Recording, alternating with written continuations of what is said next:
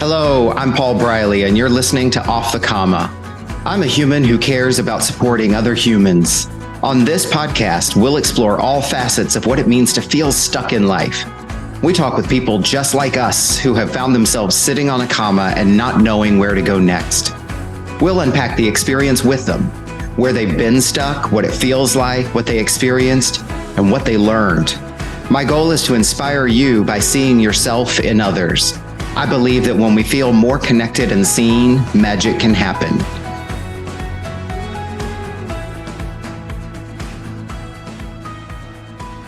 I am so excited for this episode because I am interviewing somebody who's very special to me, who has just come into my life this year, and already consider her to be kind of part of my village or my tribe.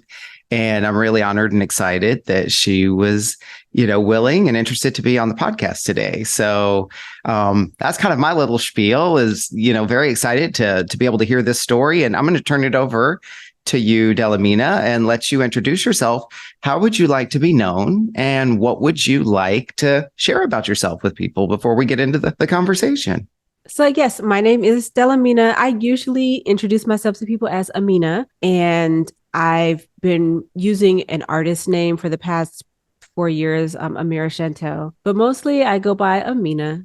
I think I would consider myself an artist, a humanist, and a lover of all things beautiful, but all things human, but really just a lover of beautiful things, wherever they may appear. And I can vouch for this because I have seen the things that draw your attention and the things that you gravitate towards when we've been out and about in town. And so I definitely will acknowledge that with you as well. What else might you like people to know about you before we get into the interview?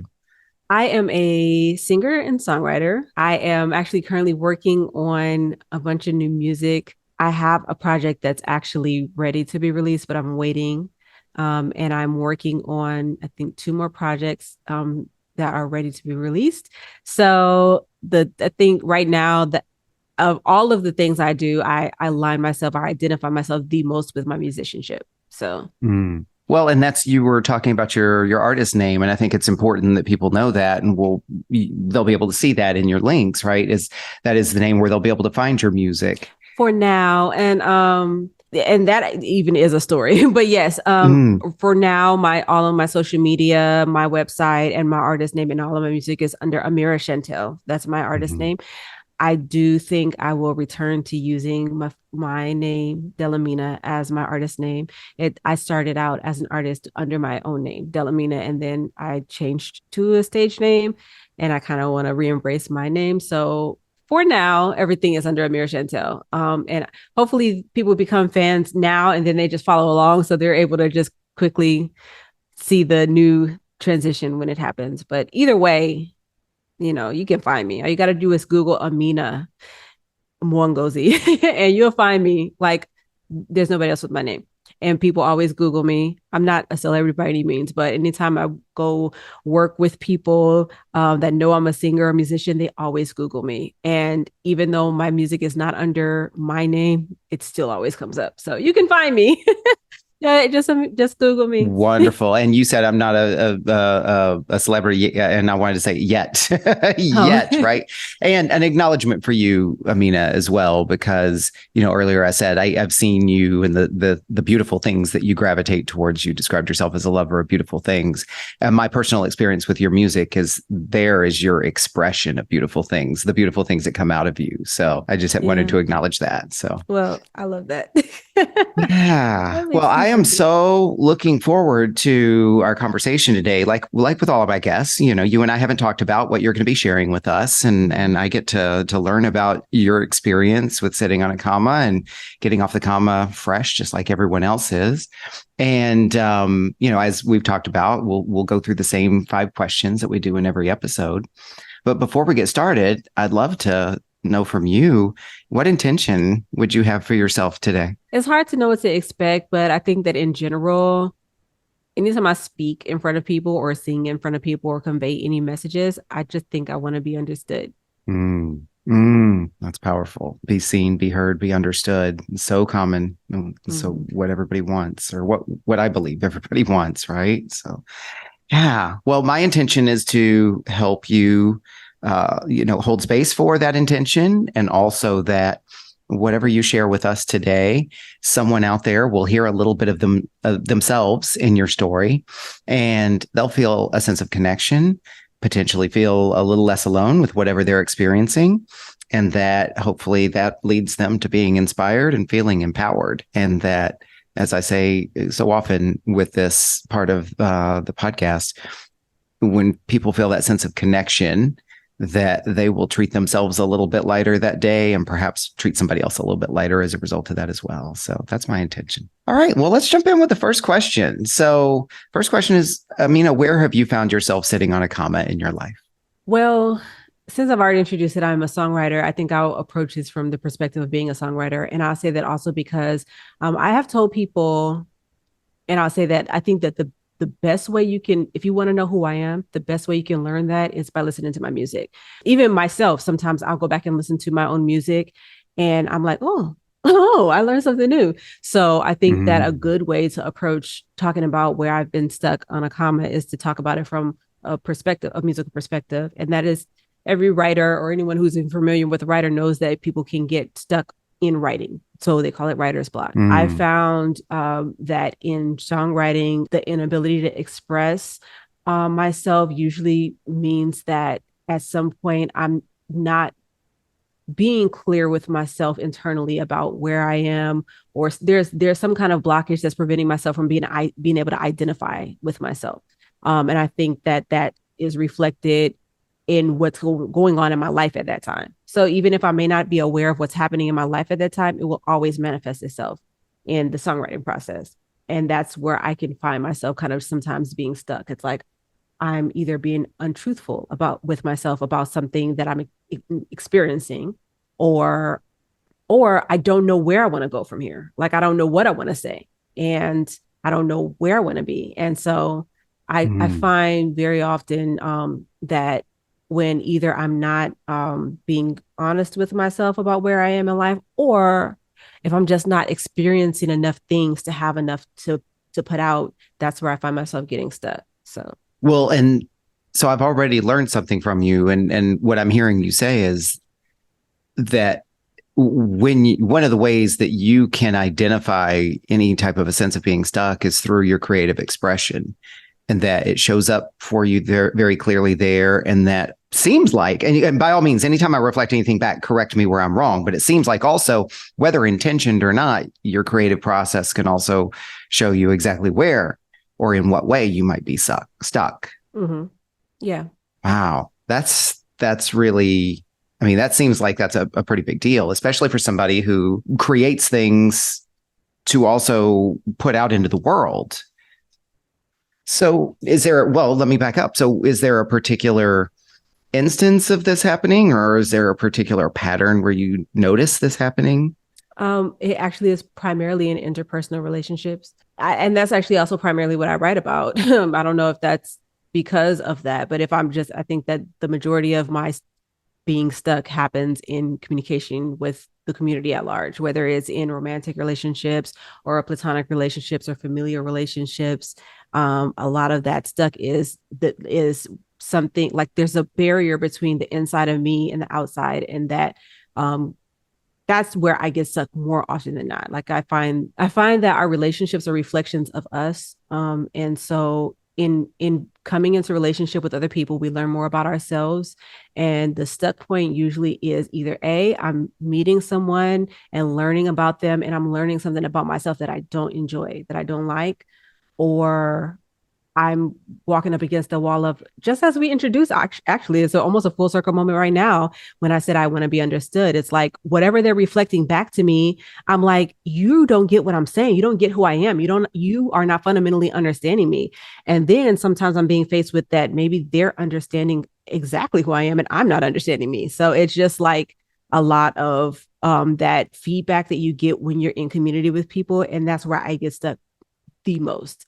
And that actually is most reflective in my music. So I think it's just that it's a whole cycle of understanding, being understood, and being able to like actualize into who you are, to become who you are, to shape who you are, to create and recreate and to make who you are, and to allow yourself to just be as well. Like, so all of those things, is those are, I get most stuck in relationship. You said something. First of all, I want to acknowledge that because, relationships are so integral to humans and humanity, right? And they can be this source of great joy and the source of great frustration sometimes, right? But I really resonated with what you said when that one particular example where it's like they're not understanding me at all. And then suddenly there's this, wait a minute, what if they're understanding me better than I do? And then that creates this question point. Like, I can really relate to that. When that happens, I'd love to just dig a little deeper here and as far as you want to go. But when you're in a situation like that, they're not understanding me. Wait a minute, maybe they're understanding me more than I thought I did. What happens for you in that moment, in that space? Most of the time, I almost feel like that I don't realize it until I've already recognized that part. So later on, I look back and I'm like, oh my gosh, you know what I mean? So for instance, I remember there's a song I wrote one time called Wax and Wane. And a lot of songs that I write are very reflective of something that's happening at the time. I can tell you who inspired it or what inspired it, like, or internal experience. It could be a specific relationship. But that song, the subject matter of the song is, the first line is watching the sunrise. And that's literally what I was doing. I was watching the sunrise, playing my guitar. But the message of the song was like not relevant to anything that I was going through at the time. But then a few years later, it was exactly relevant. And I'm like, oh my goodness, you know what I mean? Like, I almost feel like there was either like a premonition in my head of like, oh, experience to come, or that I was coming into recognition at that point of some aspect of myself that I wasn't going to be able to identify until much later in life. So I don't usually recognize it. John Mayer has a song called Clarity, and he has a line in the song that says, by the time I recognize this moment will be gone. That's exactly how I feel about it. It's like I don't experience it in the moment. I can never really identify it until I look back at it, and I've already been through it. I've already moved through it. I've already recognized that's part of myself. And then I'm able to analyze like, oh, this is what was going on. This person they saw me. They did. I just wasn't able to see that. And now I can see it. And I can't even tell if I became that according to their perception of it, because that's another thing. There's this book I was partially read called 100,000, One Nun and 100,000. And it kind of like is a novel, but at the same time, it's a philosophical approach to existence, in that a new version of you is created every time you meet somebody else, because who you are through their eyes is now created, and that person couldn't even exist without that person. So however you define me, if I'm saying you're not understanding me, maybe it's you created me, that you created that version of me, and I didn't identify it with it, but then now I do. I've embraced that version of me. And I almost feel like when you embrace that version of yourself, it happens when you embrace that person. So you extended your community, you've extended what you can recognize as your identity. And every time you learn something new, you learn how much you don't know. So it's just like, I don't know. It's one of those things that you can't I don't think I can even pinpoint the moment. I can just reflect on it. I can just look back and say, oh, this happened. And I don't know if the chicken or the egg came first, as it were. So This is beautiful, and it's complex. There's so much packed in here, and we won't have enough time to go all the directions I would love to. And I'm just so grateful that you and I will have as much time as we want after this podcast. Right. but for the purpose of our listeners, like, you started by saying, when I find myself stuck, it's usually revealed to me in my creative process, when I'm writing, when I'm composing. And then you shared with us about how, where and when this occurs is usually in relationships, and it has to do with being understood and almost in a way, correct me where I'm off, also being defined. What I'm hearing you describe, though, is this openness to questioning, openness to perspectives, an openness to processing through it. Like, this isn't we had a conversation, you said this, I said this, we don't agree, and now I've made my decision and moved on. There's this whole kind of life cycle of identity and exploration and curiosity and questioning and acceptance and so much richness in this kind of cycle. At least that's what I think I'm hearing. I'll stop there because it's just a reflection. What's your reaction to that, or what do you add or correct? Yeah, I agree. I know, you know, I don't know if people are listening before, they probably know you asked like a certain set of pre-screening questions, but I said, how would I define myself? And I'm like a creative, an analyst. And actually professionally, I'm an analyst, but I'm only an analyst professionally because I'm good at it. Like, I wasn't trained to be an analyst. So that whole process is actually something that's kind of intuitive for me.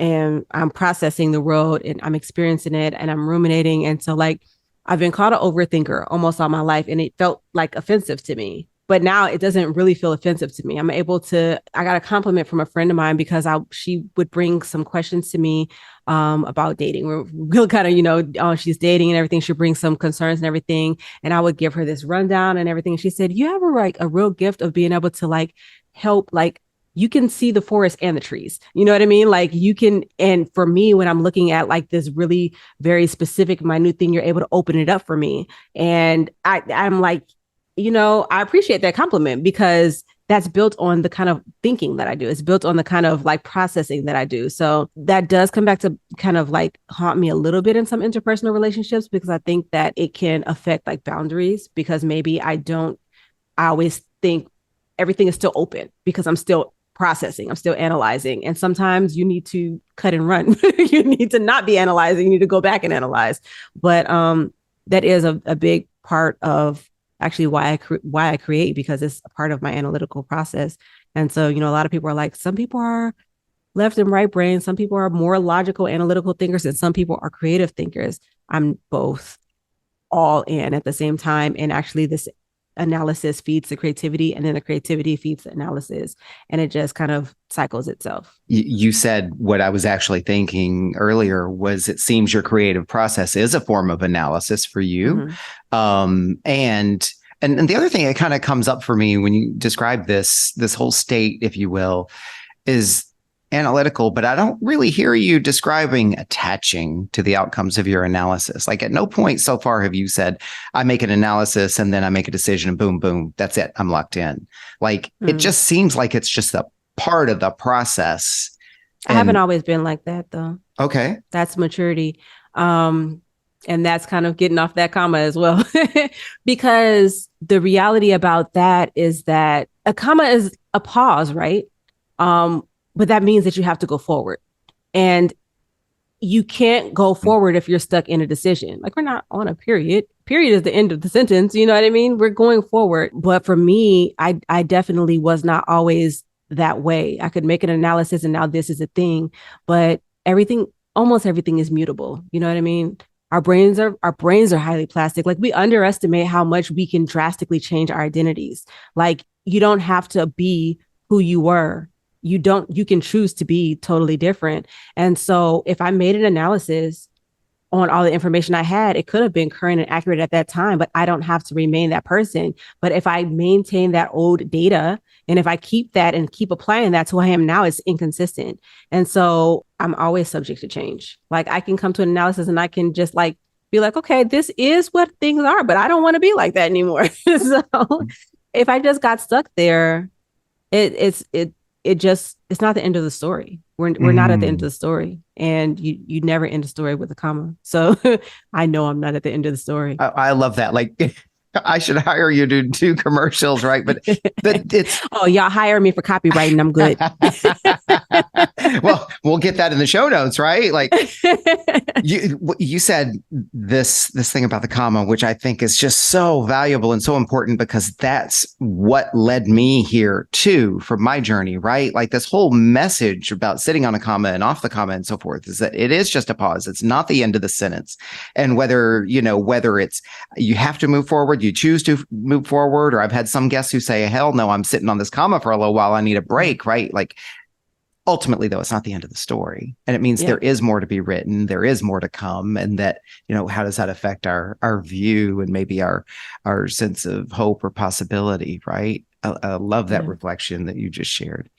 And in that, I wanted to come back because you said, I wasn't always this way. This is maturity. I've learned that you can change. You don't have to stick with a particular identity. Mm-hmm. How does that tie into what you shared with us earlier, where you said, because this was fascinating, I've never heard anybody else share this before, where you said, maybe that person actually created this new identity. Oh my goodness. So that's actually the first time that I explored that idea. So it's not something I've ever fleshed out. So I would be fleshing that out right now. But I've danced around it for a while. It's because, and I actually realized this a few times in like casual dating. When we like date people, we're actually learning new versions of ourselves. So it's like I gravitate towards you, and then all the love that you experience in a relationship is your own love. It's just your own love that you're able to access, maybe because they tagged in that part of you. And so I've always been of the impression that a different part of you is activated by different people, but I have never thought maybe they created it. But in conjunction with the philosophy that each new time you meet a new person, a new version of yourself is created in that way, because what it's a mirror. It's almost like the eternal mirror thing, because when they perceive you in a way that nobody else has been able to perceive you, and it's filtered through their experiences. But once they've perceived you in that way, they reflect that on you, and you are able to perceive yourself how they perceive you, and similarly perceive them. So when they perceived you that time, and this is why I say, like, a lot of times when we connect with people, we're like, you really get me, you really identify with me. That's only half the story. I think what happens actually is that we gravitate towards people who see us the same way we see ourselves, how we already see ourselves, and also typically maybe enjoy the way that we see ourselves. So whenever someone describes us in a way that's incongruent with how we see ourselves, then we reject that. We're telling them that they don't know us, but maybe that is true. Maybe they created that us. And it's up to us whether to accept it or not. And so what happens in community is, if that person remains a part of your community, that probably will become a part of who you are. But if they don't, like if you completely reject that version of you, you can actually kill that part of you and never experience it, because you would reject the person that's reflecting that back to you. And then you would never receive that input. You would never see that version of yourself. I don't know. I'm just spitballing here because I've like never thought of this concept. So I'm like trying to approach it. I love that. And that's what this is for, right? Like, this is your story, your experience, your platform today. And I love that, because if you're experiencing that and spitballing it right now, I guarantee you it's because there is someone out there who probably it is thinking about it, or is on the brink of thinking about it, and that this is going to reach somebody. I mean, it's already reached me.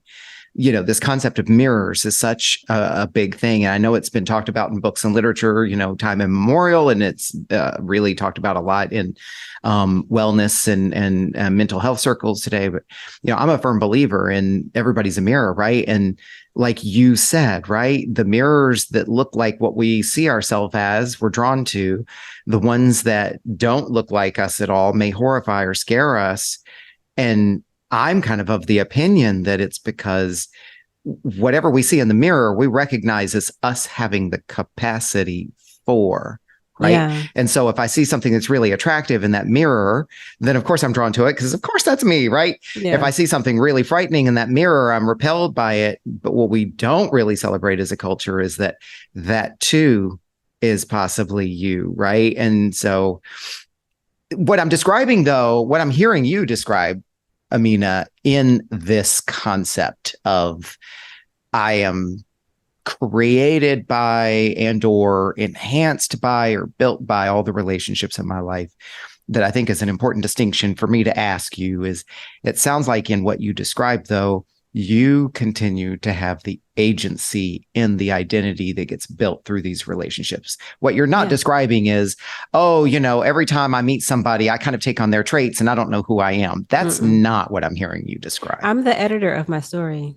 Oh, so, like nobody gets to make a final call. I do. You know what I mean? So It's fine if there are collaborators. It's actually fine, and it's actually, I think, the best in humanity if there are collaborators in creativity. I mean, back to being a songwriter. I most of the songs I've ever written, I've written by myself, right? But everyone who's ever heard a big pop hit has heard a song that was co-written. It was written by several people, at least 2 or 3 people, because that collaboration of ideas gives you access to something that you would never have been able to create on your own. So I think it actually is beneficial that who we are is built by the people around us. And that's why it's important to be, deliberate about who you surround yourself with, because it's not even now, it's like that. We've always talked about it from the aspect of you might take on their character traits, but that's maybe not even what's actually happening. It's again that concept of they're bringing out maybe aspects of you that already exist, or nurturing aspects of you that already exist, and you get to decide which aspects of you that you want to nurture and which ones you want to kill. That's up to you as the editor of your story. You actually do decide where commas go. I am an editor, and I strip commas out of people's work all the time because a comma doesn't go here, but wait, you need a comma, sit down. You need to put a comma there, take a break, and then go. You know what I mean? So at the end of the day, yeah, people have input, but I have the final say. And so, yeah, it's not just like people magically rub off on you. That's not real. So you can actually spend time around people who have character traits that you don't want to adopt, and you can choose not to adopt them. That's your choice. It's just, you do realize that the more that you're exposed to certain things that's your input, and your output is almost always reflective of your input. So yeah, but no, I don't just take on people's traits. I am my own person. In fact, what I believe happens is that more often than not, we always end up gravitating towards people who are extensions of our energy and ourselves, for better or for worse. So a lot of the kind of things that we have, maybe we attract somebody that uses a certain aspect of us for fuel. That's not maybe good, but you might end up in toxic relationships. And I want people to also understand that just because you end up in a toxic situation doesn't mean you were toxic. Sometimes a toxic person needs fuel and they're using you as fuel. That's not a reflection of you per se, but it is a reflection that you were able to be that type of fuel and that type of energy. Because, some, materials are very combustible and some are not. So you can start a fire with, wood, fabric, or whatever, not with metal. So, we're the editor. We get to decide what the story ultimately says. So I was going to say, a fire will burn any paper. It doesn't make you bad paper. Yeah, I love that. So we've gone into such great narrative here, and I want to kind of come back to the second question. And maybe there isn't anything to share at this point on the second question, but I'm going to ask it. So you described, that when you're sitting on a comma, you kind of discover it and find out sometimes later when you're in your creative process. And then we've spent quite a bit of time talking a little bit about that creative process and the types of things that you, kind of encounter this the most with. The second question is, when you think about where, when, or how you sit on this comma, what does that create for you? I mean, sometimes you're just going to feel like despair because, if for me, if I had to name the comma, I would say that it is just isolation. Because if my being stuck is typically relational, then if I'm having a hard time crossing the relational barrier, that means that there's a level of isolation. And so if I'm stuck there can be despair. Like it may feel like, okay, well, like nobody loves me, nobody cares for me, or it may feel like nobody gets me, nobody understands me, and it's like, am I just built wrong? Am I just like something just wrong with me? Or sometimes I could be on the flip end and be like, I'm amazing, everybody else sucks. What is wrong with everybody? And then that's a different type of like experience with it, because like then it's like, y'all, you don't want to be in community with people that you think there's something's wrong with them. So then like either way, I think the end result is you stay in isolation, which is just how it presents itself. But yeah, that's what it feels like. It's like I'm on an island by myself. And ironically, the only way to get off of it is to connect in some way. That ends up how be a song I might write, or I might have to reach out in a way, or I might have to say, okay, why am I isolating myself? Because they're not isolating me. Why am I isolating myself? Mm-hmm. And am I protecting myself from something that I'm not realizing? Or do I need to be alone? Do I need to be like spending this time consuming and taking in and re-nurturing myself so that I do have something to offer the world around me? You know what I mean? Like, I'm not sure when it started happening, but it happened as long as I remember as being a person, as being a human, that I've felt pretty alone in the world. So I think that's probably why I started creating stuff, because I could create the world that I wanted. I could create the world that I wanted to see. But you can actually practically do that, though. It doesn't just have to be in a song. So that's kind of what was coming up for me. Is it sounded like what you were describing, and you kind of even said it directly within your art form, music. You can create those connections, and they may not necessarily be all the connections that you need, or that may not be the end of the connections, but like that seems like it's an important part of your process. Because what I've heard you describe is sounding like a process. Here's the interaction I have, and now kind of whatever happened, good, bad, right, or wrong, and or none of those labels, right, left me feeling a certain way. And when I did land in the feeling of isolation for whatever reason, I went to my art. Mm-hmm. And through my art, I could process it. You even said maybe I needed that downtime, right? Yeah. So it seems like perhaps there's a process at play there that seems to be serving you in terms of the product that you produce, namely your art form.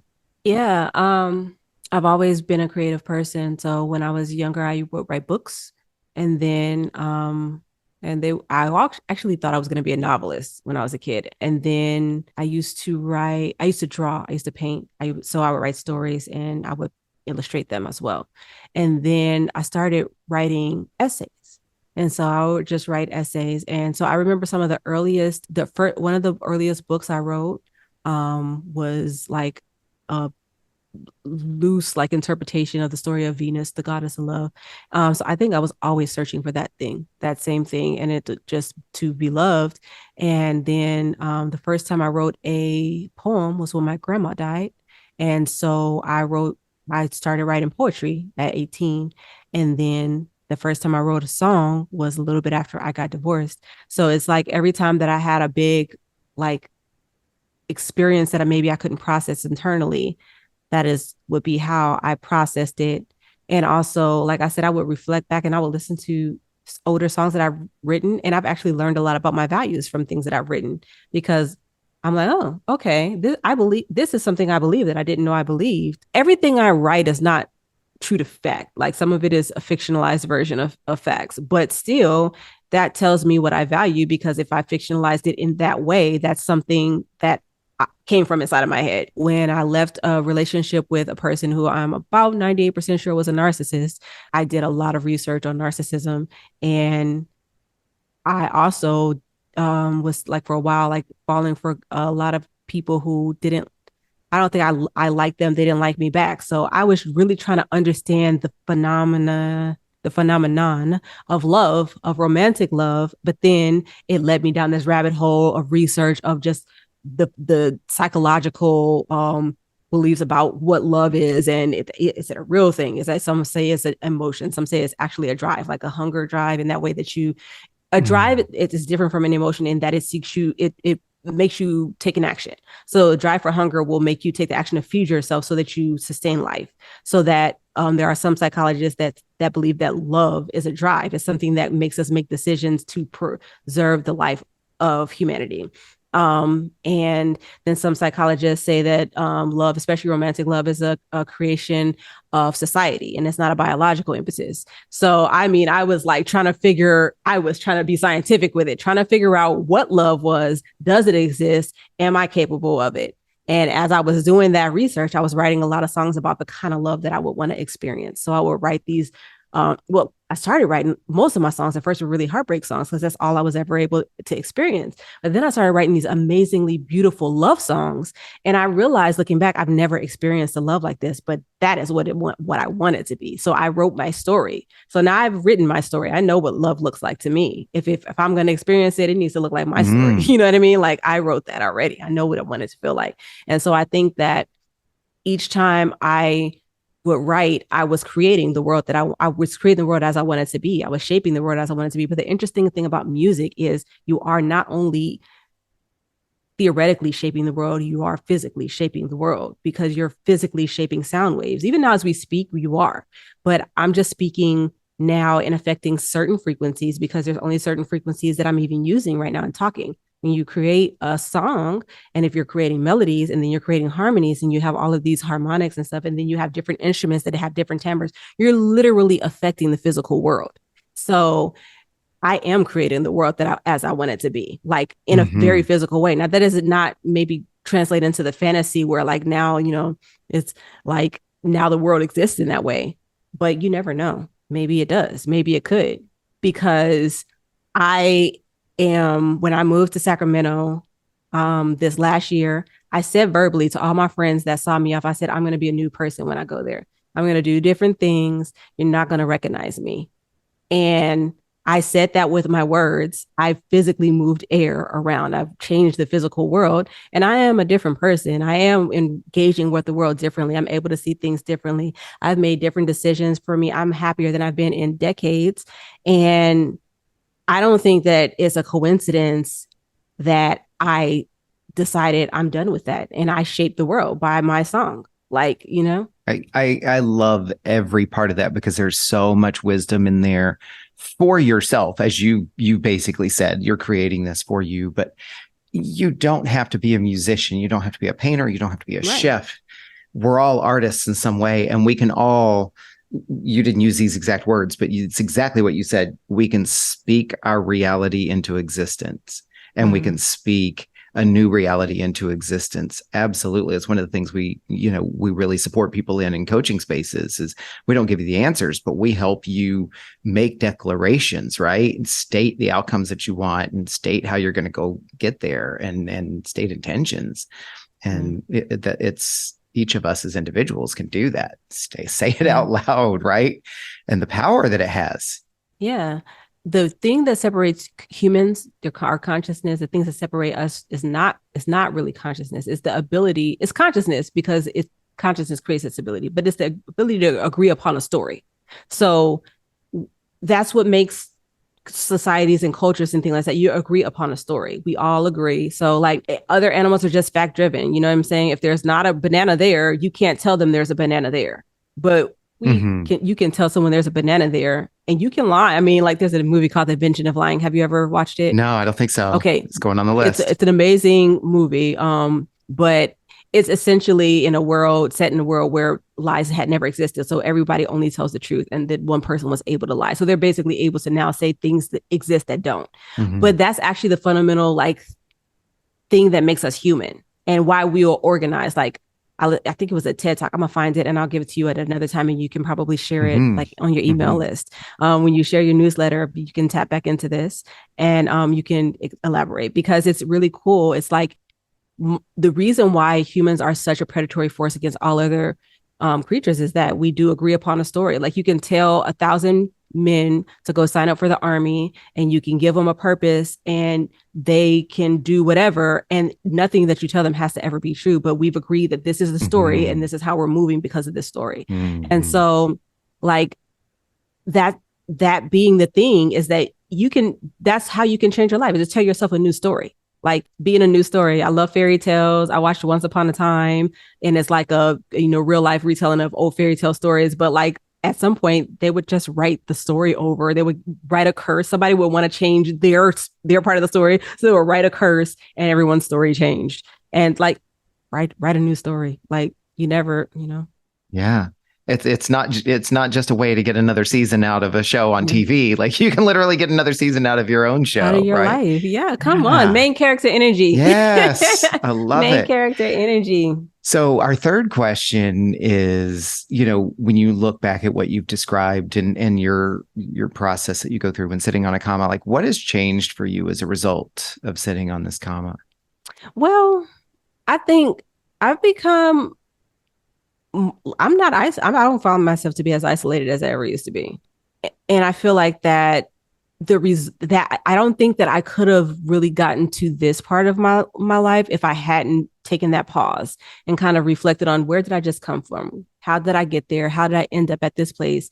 And what do I want to say next? You know what I mean? Like the unique thing about commas, this is the editor brain coming on though, but the unique thing about commas is that the point that they arrive, the following part, like the dependent clause, it could either support the clause that came before, or it can refute the clause that came before, or it can elaborate on but it doesn't. If you have a sentence that can be separated by a comma, that means that whatever happens after it does not necessarily have to go in the expected direction. So if there's a sentence that cannot be separated by a comma, you actually don't have any choice of where that sentence can go. Those things have to be consistent with each other. You know what I mean? So Amina went to the store. You cannot separate that sentence by a comma, so I have to go to the store. I have no choice. But Amina went to the store, then she went to the festival. Well, you know what I mean? I can do something completely different than go to the store. I have a choice in the matter. Or Amina went to the store, but then she decided not to buy anything. Now the opportunities are even that much more limitless. So if there is a comma, you get to go somewhere else. But if there's not, if the sentence doesn't support a comma, you have to go to the store. You have no other choice. This is gold right here, because first of all, let me reflect what you're saying. If there's a comma there, where you can go is pretty much limitless. Yeah. You can go anywhere. Yeah. And the reason I'm reacting so powerfully to this is because my experience as a coach and with working with other people, with guests on this podcast, and even my own experience is that when we're sitting on a comma, often the feeling that we're experiencing is that there is nowhere to go. Yeah. And that's the irony of the experience, is sometimes you have to kind of be okay with sitting down for a bit and like rest on the comma to get over this. There's no place else, because the sheer fact that you're on a comma is the evidence that there is anywhere you can go. Exactly. And if the fewer choices you feel like you have, the more choices you actually do have. You just don't know it. And you're sitting there. It's a way that I would approach even writing a song. It's the difference between deciding whether this phrase is going to be like a two-phrase or a two-part phrase, or if it's just a one-line phrase and then we're going to the next thing. You know what I'm saying? Like there are so many more options. You're so much more flexible with commas than you are with periods. At the end of a period, you've said what you needed to say. And it's a hard stop. It's actually literally called a hard stop. So in graphic marks, commas are soft stops and periods are hard stops. It's a soft stop. So you're going to go forward and you can go anywhere, like from a comma. Like I love commas. Also, another thing to note is, as an editor, you know that commas are the most improperly used punctuation ever. They're either pausing where they're not supposed to pause, or not pausing where they're supposed to pause.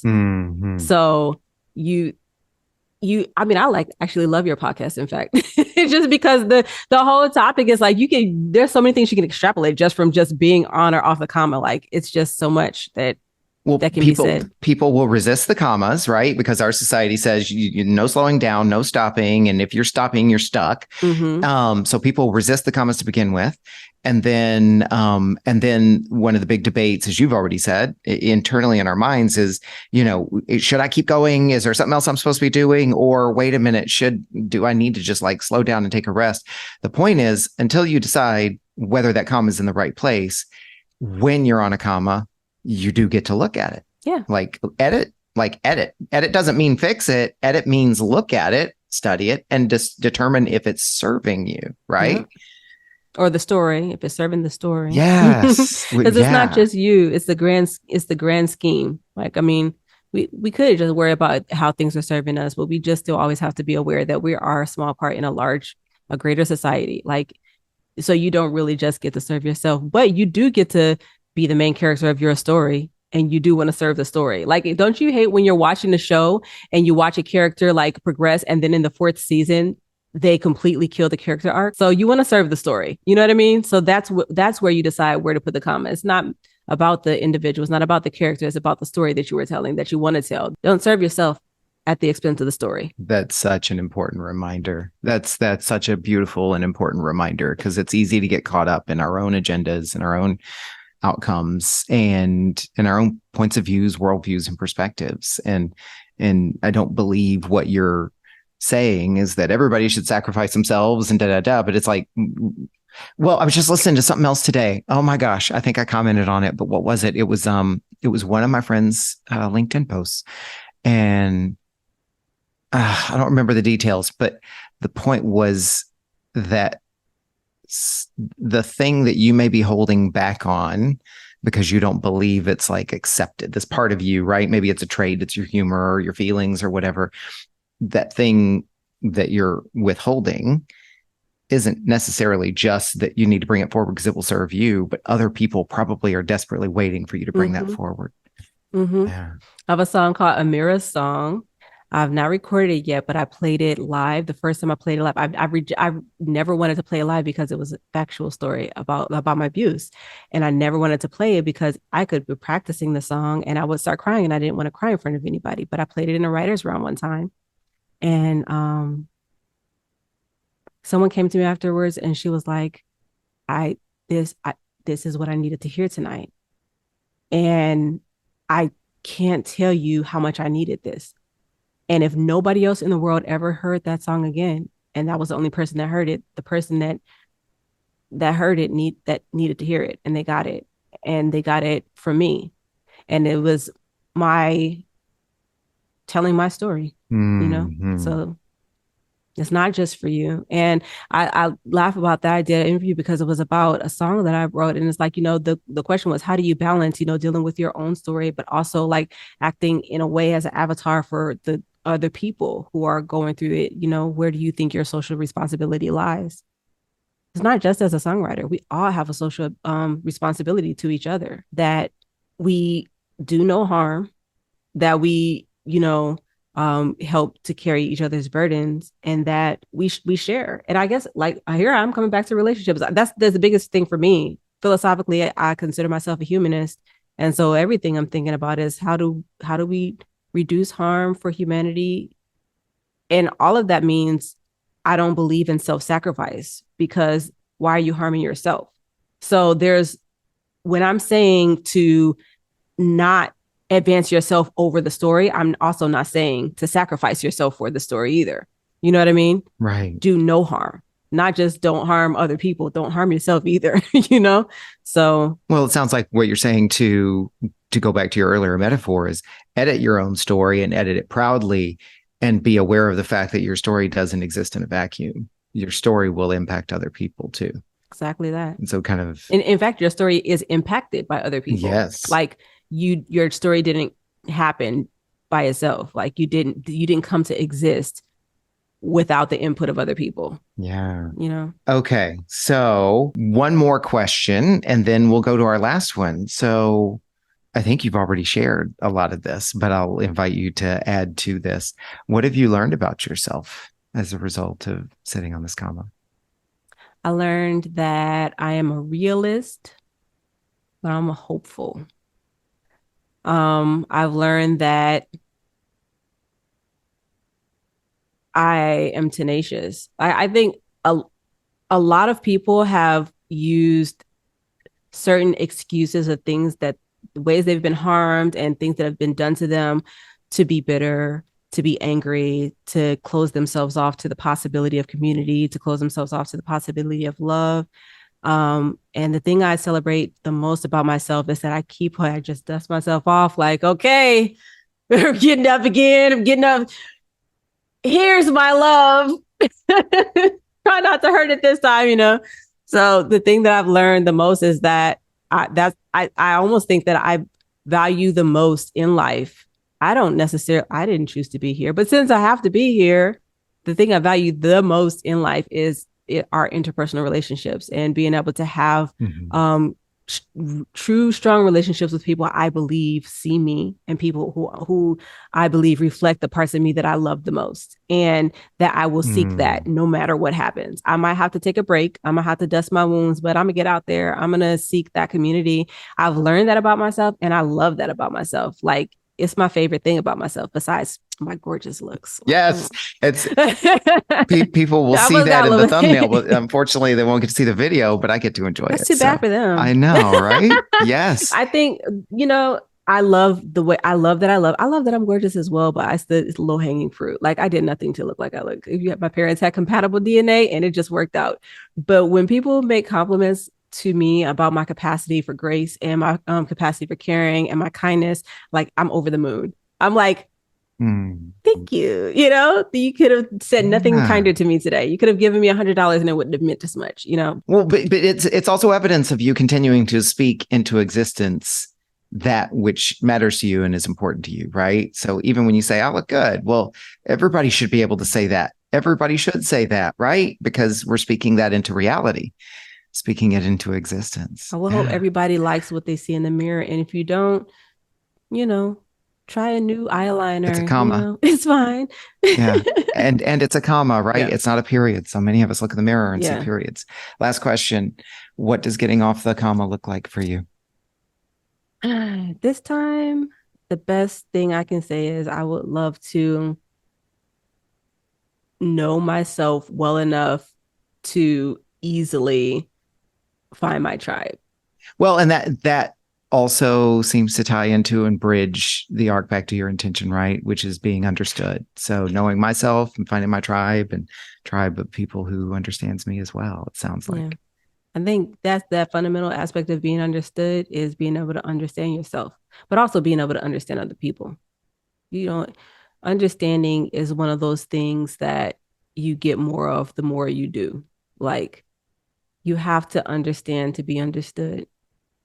And because you understand that everything is interconnected, right? For instance, in my office, like the software we use to compose the journal is heavily code based. So a lot of people who have prior training and like building websites and stuff, you have experience in that. You know what I mean? You have kind of an interconnected, like, you're able to do that because you already have a little bit of experience, So that understanding portion is similar in that way. The more you understand, the more you can identify with other things, because there's got to be a connection somewhere. Like, nothing is like just an isolated thing. So just understand more. And I bet the more you understand, the more you can become understood, because not only is it other people's responsibility to learn of you, is your responsibility to teach them of you. And if you understand how they learn, then you can teach it to them in a way that they can receive it properly. So again, like, understanding is something that you can't just sit there and say, I want to be understood. You have to go seek, you have to go understand, you have to go, you have to be proactive in that. And so for me, I've learned that, actually. So like, I've always been extremely shy and extremely reserved. Once I get to know people, I could be super comfortable, but I have to realize that everybody's not going to come to me. And if I wait on everybody to come to me to build relationships, I would never have any. So I have to kind of swallow that fear and go seek a relationship. I have to say, hey, I like you. I like your dress today. That's a very pretty dress. Do you want to be my friend? I don't know. Yeah. Like, taking the actions, right? Taking the stand. Yeah, that's powerful. When I went through my coach training, one of the books we had to read was about trust. And one of the core, I'm going to reserve my comments about the book, but and one of the key messages was that was really so powerful. And I think that was really the point of the book, right? Is that trust isn't, I'm not as great with the grammatical terms, but trust isn't a noun, it's a verb. And that in order to have trust, you have to give trust. And it was just a really complex and sophisticated breakdown of a simple concept. Is that, and even my friend Susan Finnerty, who teaches corporate programs about influence and trust and matrix organizational environments and so forth. It's like you kind of have to give trust to get trust, right? Like, as you said, you can't just sit there, waiting on everybody to trust you without, extending some trust. Same conversation with respect and so forth, right? Amina, what would you acknowledge yourself for? I love the way I love. But also I acknowledge myself for just really good at songwriting. I don't know why. Like I'm actually really not trying to sell people on my songwriting, but it's just something that I'm really proud of myself about for like in this very moment because I've been working on my music lately and I've been like reviewing like old songs and trying to produce them for who I am now. And I'm like, this is really freaking good. So I've kind of just been in that space. So I've been celebrating that. And then my growth from like hearing a journal idea, thinking that I would never be the one to produce it to now being the person who's producing it because I've developed that skill. Like I'm celebrating that. I'm out there. Like I'm doing amazing at that. And nobody's got to hear it yet. That's because, it's a process. But I'm like, wow, Mina, look at what you're doing. It's kind of dope. It's an underrated skill. I've underrated it for myself because I do it, but I do realize that that's not something that everybody can do. Everybody cannot just grab pitches out of the air and put them into a way that will bring tears to someone's eyes by listening to it. You know what I mean? That's not a thing. Everybody cannot just string words together in the way that I can. And that's something that I'm amazingly good at. There are many things that I'm not amazingly good at. You know what I mean? So I'm not sitting here bigging myself up in a way that I'm better than anybody. I'm just glad I love that. I would celebrate myself for that. I'm good at that. I'm good at conveying things and breaking things down to their smallest atomic particle and just being like, here you go. You get it? Got it. and it works out. Well, there's so much beauty in that. And I acknowledge you for that, right? Because it's you, it's yours. You should celebrate it.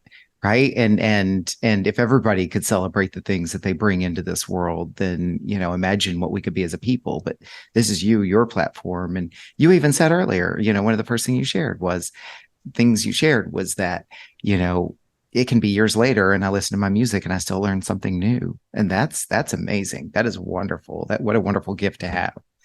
So I will reinforce, I'll see your acknowledgement and raise you an acknowledgement. Well, Amina, where can people find you? Where would you direct people to? AmiraChantel.com/links. But if you just go to AmiraChantel.com, you can find me, and everything is at Amira Chantel on social media, on Instagram, Twitter, TikTok. But my TikTok got hacked, actually. So you can search Amira Chantel and you should still find me. But the @name is, I can't change it for 30 days. But if you click the link on my website, it should get you. You can find me. Everything is interconnected. It's all Amira Chantel. It's AmirahShantel. Yeah, we'll have it in the show notes so they can click on the link. And I will second that by saying, for sure, they can find your music on Spotify. And where else can they find your music? Spotify, Apple Music, Bandcamp. I prefer Bandcamp because you can buy it from me and I'll make money. Okay. Yes.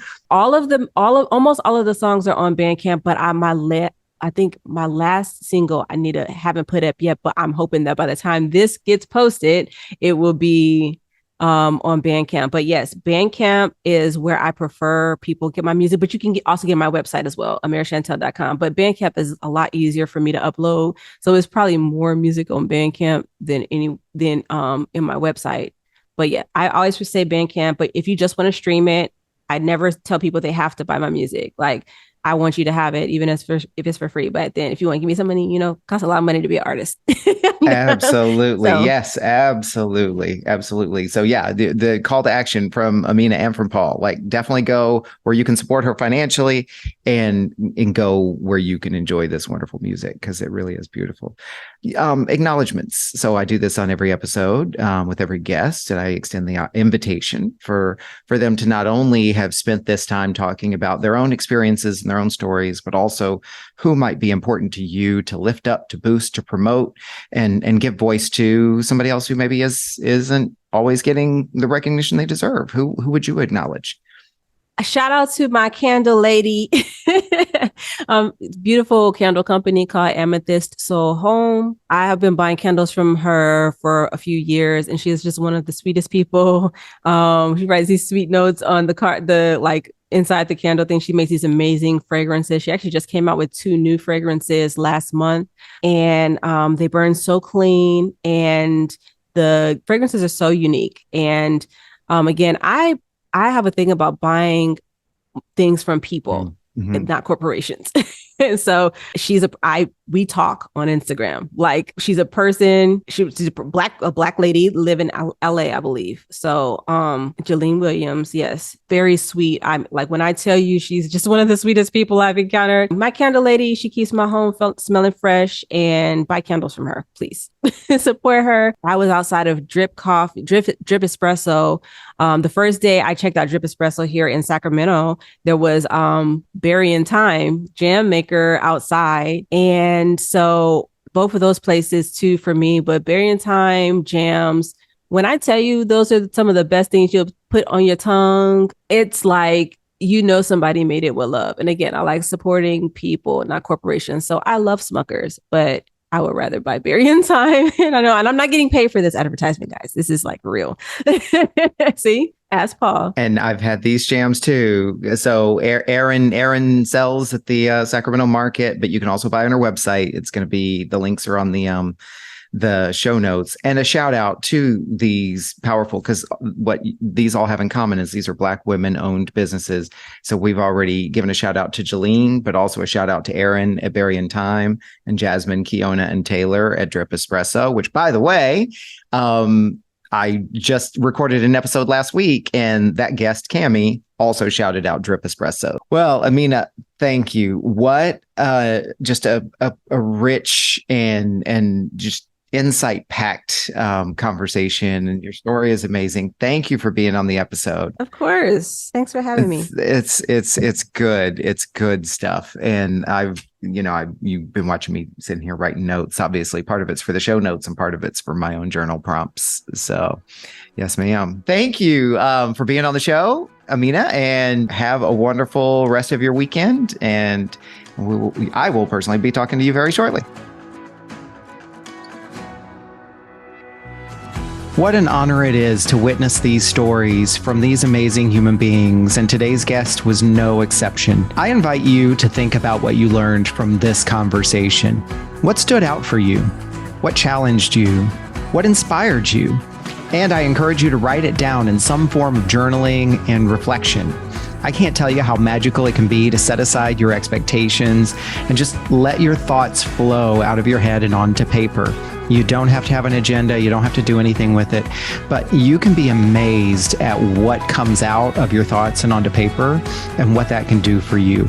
I know freestyle journaling has been a powerful practice in my life for a very long time. You just never know what you might discover about yourself. Thank you for listening to this episode of Off the Comma. Follow me on social media at Off the Comma, and also look for upcoming workshops and events at offthecomma.com, or better yet, go to offthecomma.com and sign up for my mailing list and let me bring the news directly to you. I am passionate about keeping this podcast ad-free so that we create a safe container for people to be able to tell their stories uninterrupted by commercials and promotions. I currently cover all the production costs, and I'm happy to continue doing so. And I'm also open to and appreciative of any donations that anyone would like to contribute. This is nothing more than to be able to support the podcast and cover some of the monthly editing and producing and equipment costs that are associated with this podcast. So look for the donations link in the podcast descriptions wherever you find this podcast. Be sure to like this episode, follow the podcast, and more importantly, spread the good word. If you were moved by today's conversation, pass it along to someone you care about. As always, keep noticing.